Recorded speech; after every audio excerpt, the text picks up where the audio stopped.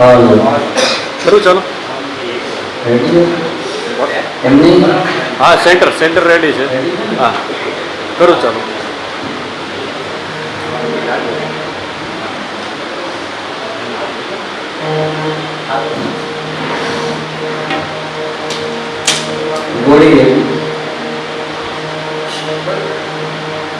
ચાલુ થઈ ગયું લાઈવ ચાલુ.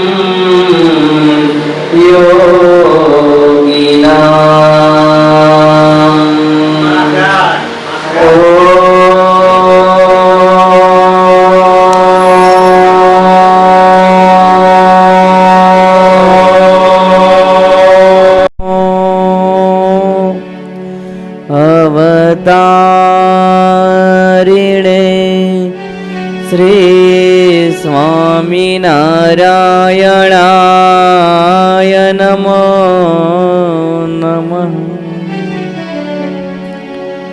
ઓમ શ્રી હરિ કૃષ્ણાય નમો નમઃ.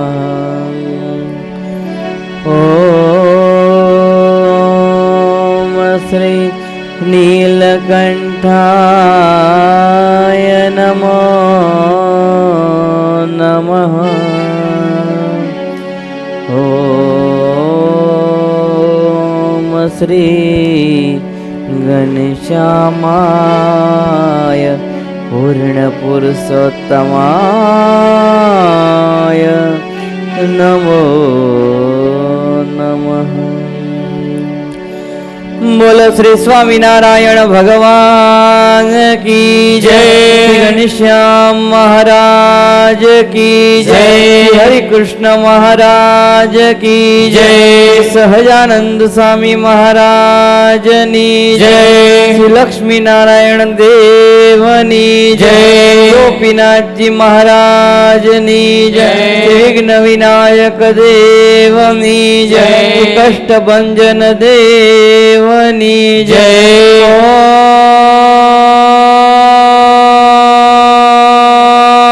નમઃ પાર્વતી પતયે હર હર મહાદેવ.